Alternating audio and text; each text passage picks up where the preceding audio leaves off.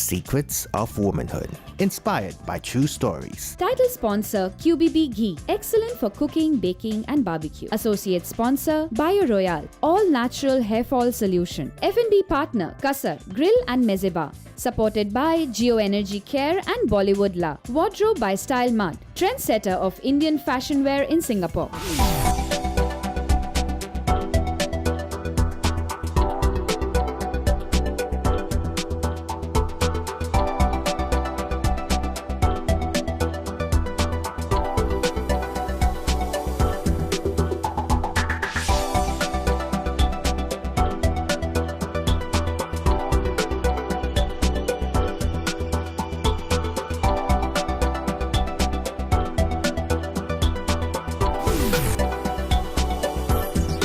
As human beings, it's natural that we judge others based on what we see, hear, think, feel, and how people behave. We get judged on what we wear, what we don't wear, the choices we make, the mistakes we make, and the professions we take. Neuroscientists have actually proven that judgment creates the same level of pain in a body as physical pain. So in fact, judgment is the same as inflicting violence on others. Yet in society, gender bias or subtle sexism is ingrained in our mindset, our culture, and even in the workplace. How often have we heard that if a woman is working, she's working for pocket money? And in fact, gender bias is inflicted on men too. We deprive them from experiencing a whole spectrum of emotions. How often have we said to boys, don't cry, don't be a sissy, be a man? On today's show, we have three amazing guests who are going to share with us their experience and stories around subtle sexism or gender bias. Let's welcome Divya GK. Welcome, Divya. Hello. Divya is a captain of the Singapore women's national cricket team. She has been representing Singapore at international level since 2006. Divya is so far the only woman to play in the men's league in Singapore. We also have with us Shagun Chand. Welcome, Shagun. Hi, Shan. Shagun is a single mother and handles a Facebook expat group, the Buzz Group. Our third guest today is Zafar Anjum. Welcome, Zafar. Hi. Zafar is a writer, publisher, blogger and a filmmaker. So let's get started. Divya, how did you get involved in a male-orientated sports and profession, cricket?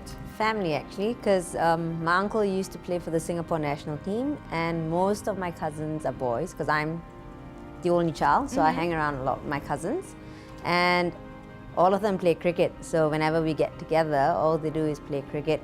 And they used to tease me that, oh, you're a girl, you can't hit the ball. So it started off as a competition, and then I took it as a challenge, and this is where I am now. So challenge is something that gave you the inspiration Definitely. to... But was there ever a time where you felt that this is too hard? No, never. I always said I could do whatever they did, so... Whatever boys can do, girls can do better. Yeah. And what was the reaction from society? I think your family was committed behind what you're doing. It was hard for me to play in the men's team, definitely. I played with the girls. I always wanted to play with the men's, but I just knew it was hard to get there. So I just sat down one day and I just thought to myself, how could I be playing with them and against them? And physically, in terms of size, bigger, obviously I'm not as big as them, but I thought skill-wise, and if I'm fitter, I can definitely be in the team. So Shagun, what's your experience been in terms of, subtle sexism or gender biases? I have been very lucky. I started as recently as 4 years ago, and it was very new to me, the work life. I wasn't working earlier than this, and I've had a lot of men who've helped me, come forward, work better, and always been there around to support what I do. Talking about subtle sexism, one example very recently is when I was driving a friend out and we were parking. It was a parallel parking, and he told me, you can park like a man. And I thought about it, and all I could tell him was, I learned from my mother. So things like that, yes, you come across things like that. And Zafar, what's your experience been in terms of gender bias? Is it something that you as a man have experienced, even in terms of childhood or profession? Well, actually, like you said in the beginning, in your intro, that there are certain attitudes in society which are ingrained, which sort of become parts of our custom or even lifestyle, right? So like men are not supposed to cry, and when you go to school, you are told, if somebody has a fight with other children, why did you hit a girl? No, you're not supposed to hit a girl, as if you can hit other boys or something like that. So those kind of things are ingrained from our childhood days. And then we grow up, we go to universities, you meet the opposite sex, you go to the workplaces, and there also you have female colleagues. And then those kind of attitudes are on display, and then you experience. So I still remember in my first job, most of my colleagues were females. It was a television production house, and I was an assistant producer. Personally, I did not face any kind of subtle sexism, but being a man, you were supposed to go around and do a lot of legwork and all that. That was also part of my job and all that. So I wouldn't blame them that they gave me those kind of jobs to do. But if you look at it, it might be seen as a form of subtle sexism, right? That you are a male, so you do the heavy lifting. Heavy lifting. You're supposed to do this, and women will not do this. So, this was something that I saw, but I wouldn't blame them. We understand also that society, these kind of concepts are coming from the West, right? And we are becoming more and more aware of it. We're self-examining ourselves and our attitudes. So slowly things will change, and this discussion is also part of that social evolution, probably. Why do you say this attitude is coming from the West? Because all these concepts of gender equality, the movement of sexual freedom and all these kind of things, they originated in the West, and then from there they're coming to the East. For example, if you take India, right?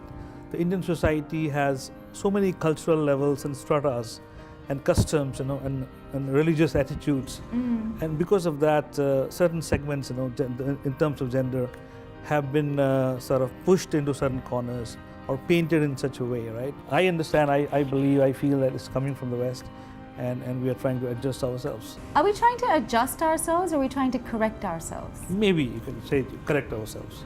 Yeah, and I think even this context of a women's freedom of choice in sexuality, sexual freedom, we've had the Kama Sutra in India. Exactly. So we were the originators. Of that, yeah. We were the originators, and somewhere we lost it. Yes. In terms of the power that we have. Yeah, exactly. And it has kind of become a power struggle. Right. Shagun, do you think that in the power struggle, that maybe we women have tried to be too aggressive? Yes, I feel somewhere we lost the plot, like you just rightly said. We become very feminist about the bra-burning feminist, as I would say. It wasn't anything about being aggressive. It's about being yourself. It's about managing your own actions. It's about how you bring forth your actions. Yes, I think we did lose the plot. Yes, somewhere we did become very aggressive. So where do you think that maybe we have become too aggressive and maybe we've crossed the line on feminism? A lot of things. You see, a lot of times as women, we so easily blame the men for everything. For example, I come across a lot of my friends who are single, and we speak about a lot of things, and we come and we talk about how men treat us. Right. It's not about how men treat us. It's again, like I had said earlier, it's about how we define our actions, how we keep to our space. It's how we show our actions or the space. A lot of times, boundaries are crossed over, but it happens both ways. And it's so easy to just simply all the time blame the man, right, and not be able to take responsibility for your own actions. I personally believe as women, we need to be sensible about our actions and take responsibility of Absolutely. what we do. Well, on that note, we're going to take a short break. QBB presents Secrets of Womanhood. QBB presents Secrets of Womanhood, inspired by true stories. I love coming for dinners at your place. Oh, really? Why? What why? Don't you know? We love the food you serve. It tastes great. The taste is excellent. Well, the secret to my recipe is QBB ghee. But isn't ghee fattening? Oh, it's good fat. In fact, 2 spoons of QBB pure ghee on a daily basis gives you all the nourishment for good skin, body, and joints. QBB Pure Ghee is trusted over many generations. QBB presents Secrets of Womanhood, inspired by true stories. Welcome back to QBB Presents Secrets of Womanhood. Today I have 3 amazing guests, and we're continuing our talk about subtle sexism or gender bias in culture, society, and at work. Divya, other than in cricket and in your profession, you're also a single lady, and so let's just put it out there. What have you faced as sexism or gender bias from a society perspective whilst growing up, and especially in terms of marriage and the perception of marriage and things like that? I've actually had guys asking me, how is it possible that you're single? Right. Yeah, and I just smile and say, I've got a few things to achieve first, and then I'm ready. I'm open to getting into a relationship. So yeah, and they do come up with weird taglines, but Being single, it seems like an issue in everyone's brains that I have to be married. The only way I will be settled is if I was, or complete is if I was married with a man. Right. I cannot be happy on my own. What I often face is to be happy, to be dressed, to be just myself. I often have people, how do I do it? How do I keep? It's not okay for a woman who's single to be happy. It seems like a sin that you're dressed. It seems like a sin that you're everywhere. You're supposed to be unhappy and you're supposed to be dead. You're not supposed to live, you're supposed to just exist. So Shagun, in your experience, where you found that you've got some great male friends, but how did you find the experience with women? Did you find that they were judgmental at times? Being a single woman, I often come across my friends who do tend to take me on as a project and tell me what I should be doing. And I get a lot of judgments as in why I shouldn't be doing it because it could harm my reputation. Right. Or for that matter, why should I be a little more differently dressed? I have a lot of tattoos on me. I have friends who often tell me tattoos could speak or say something very different about me, something imply that I was a much easier catch to be. I wear quite a few tattoos, or I have this, I've been wearing this, I've worn this all my life. Now people only notice it now, and a lot of them think it's to entice men. I beg to differ. It depends on which circles you move in, right? If you are coming from a conservative family or if you move in those conservative circles, there are a lot of laws and rules that you have to follow, right? Right. And people who move in other circles, which are more liberal, the rules are different. In terms of bias, we see it as gender bias, and we also see it as same-sex relationships experience a lot of bias as well. There's also age-related bias. Age-related. Women need to dress appropriate for their age. You don't necessarily hear that as much about men, but where looks are concerned, we hear a lot of that. What are your thoughts? Is it age-appropriate dressing? Is it body-appropriate dressing? I think it's perfectly fine. If the person wearing it is comfortable, why not? If it's going to make you happy, why not? Yeah, I agree with her. You need to be comfortable in what you're wearing. It's not about what you're wearing, it's about how you're wearing it, how you carry it. It's your style. You need to identify with your own style. If you talk about urban areas, right, places like Singapore or New York, other places, nobody bothers how you are dressed, right? The only question is, as long as you are decently dressed, right, no matter what style it is, it's fine. People don't raise eyebrows anymore. but at times, for example, if we go to the temple, we have to learn to respect Right. the environment and the culture and the people. We can't go there revealing ourselves Correct. because, so that's important. Women feeling the shame of a lot of elements kind of hold us back, and to an extent, we either become over-empowered to fight injustice and judgment, or we become submissive to hide with a lot of the things that are happening. What are some of your elements in terms of the advice to men, Zafar, to help women not feel shame? If you see somebody becoming a victim of that kind of a situation, you can step in and speak on her behalf. Basically, if you talk in terms of, for example, rape, right? So the rape victim has always been, in many societies, looked down upon and shunned. Whereas today we are saying that no, it's not your fault, and you should fight back. And there's nothing. This has nothing to do with shame or losing shame or anything. Right. It's a crime. It has happened, and you have to come back and fight back and give punishment to the person who has done this crime. Upbringing is very important because even though there's whatever you're going to learn through society, media and everything, if it's not practiced at home, and if parents and upbringing don't practice the same thing or have the same understanding, it's going to be quite hard to get through to people in the family, that is, the Yep. kids and whatnot. So let's take a short break and then come back with Chef Amar Ali from Malaysia, who's going to share with us some secret recipes. And of course, we also have our fun rapid fire round to come back to on QBB Presents Secrets of Womanhood. QBB presents Secrets of Womanhood, inspired by true stories.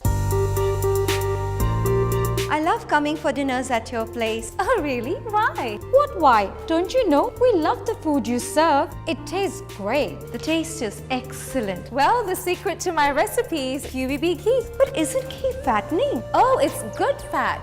In fact, 2 spoons of QBB pure ghee on a daily basis gives you all the nourishment for good skin, body and joints. QBB Pure Ghee is trusted over many generations.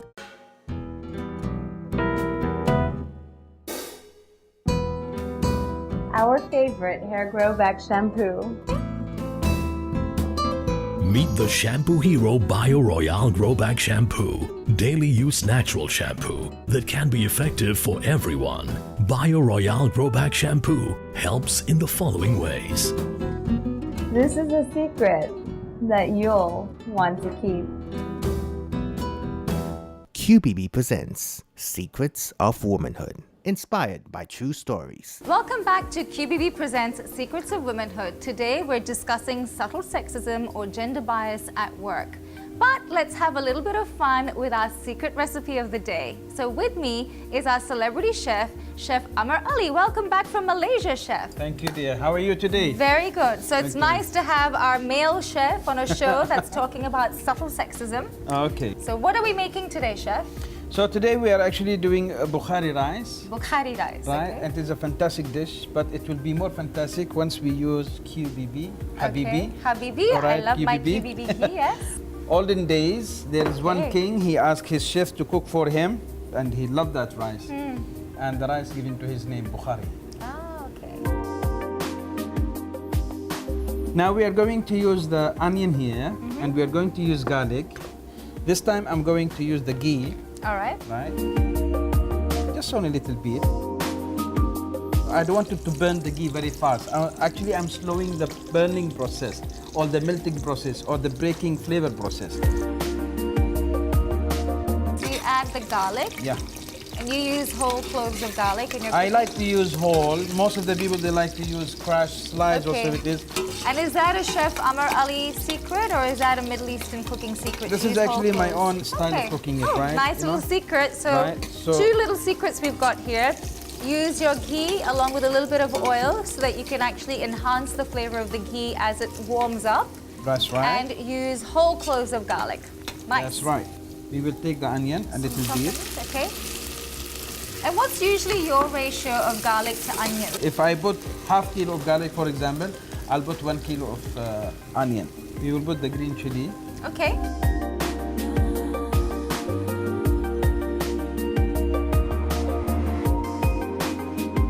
Okay, after we add the tomatoes. Yeah. Okay, so we we've put the got- tomato, We've got the onion, the garlic, the green, chili, and the tomatoes in tomatoes. there. Okay. Now what we do, The tomato paste. tomato base, which is my Okay. favorite. How do you balance the acidity of your tomato paste? You see, I normally balance it with raisin, right? Ah, okay. I like to put it now. So that's your sweetness. This is our sweetness here. Okay. Okay. And I like to put my The protein, which the is protein, chickpea. which is the chickpea. Okay, great. Right. And so these are boiled already. Then we have some chili if you like it to have spicy. Now we take some Bukhari spice, a little bit, about 1 tablespoon And for a could you- kilo. Okay.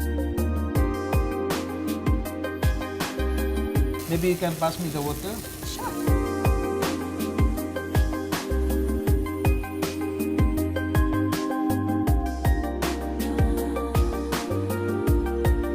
I put water, then I put rice, but it's not finished yet. And this is uncooked rice. That's right. Can you give me some more water, please? Okay.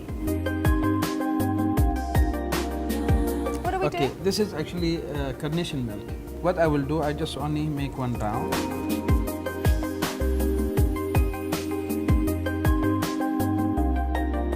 One tablespoon of, smell that. Oh my God. We put salt just now, right? No, we didn't. Yes, we did. Did we? Now, she is not sure whether we put salt or not, you know. Very easy, you know. No, we did. I don't think we put salt. You want to bet? I want to try, so I just want to have an excuse to try it. All right. Any excuse to try it. Great. We put salt, Chef. Thank you very much. Okay. So, Chef Amarali, why do we need to have ghee in there at all? Ghee is no good for you. Who said so? Studies in USA said you need to have ghee certain amount, you need to have certain fats, you need to have certain sugar, you need to have certain things in your body for your daily intake. Please Google QBB ghee and you will see all the benefit inside there, you know. And it is halal product, it is fantastic product, and I love using it, you know. The mixed vegetable here, I put it last because all this frozen mixed vegetable is already being cooked. Yeah. If I cook it in the early stage, that's it. It's just going to It's become going to be mush, right? And we are going to lose some of the colors. Yeah. So what I'm going to do, once I finish it, Okay. right? Now it's ready? It is ready. I can eat. You can try. Well, it looks great. It almost has that look of like a nicely made khichdi. Thank you very much. It is Very a nice. win-win situation here with QBB. Thank you, Chef. Well, I'm now going to head off to our rapid fire round, so stay with us. Are you guys ready to win the hamper? Ever ready? Ah, I can see that someone's really into it. So let's start with you, Divya. If someone says that you've never been attracted to another man or a woman other than their spouse, what would you say? It's a lie. Ah, Shagat, what's the best pickup line that you've ever used? With a beautiful voice. Ah. Okay, Zafar. Yes. When someone calls you sexy, you feel? Very welcome. QBB gift hamper, which is the winner, goes to Shagat. Oh, thank you so much. You're welcome. Well, you guys are not going to leave empty-handed. We also have some nice gifts from Bio Royale for you, Divya. Thank you. Thank you. And then this is for you, Zafar, to keep your hair Thank you. in good shape. Thank you. Thank you so much for being on today's show. It was great to have you on board. QBB presents Secrets of Womanhood. Secrets of Womanhood, inspired by true stories. Today on Secrets of Womanhood, we spoke about subtle sexism or gender bias. To be human means to err in judgment. We must make a conscious effort to increase our awareness of when we may be unconsciously affecting others with violent judgment attacks. We may not have the power to control others or to change them, but we definitely can control ourselves and change ourselves to stand up and voice against subtle sexism. Don't allow subtle sexism to stop you from achieving what you want or others. It's our responsibility as media, society, employers, and fellow human beings to fight against subtle sexism. Till next time, may peace, happiness, and success be with you.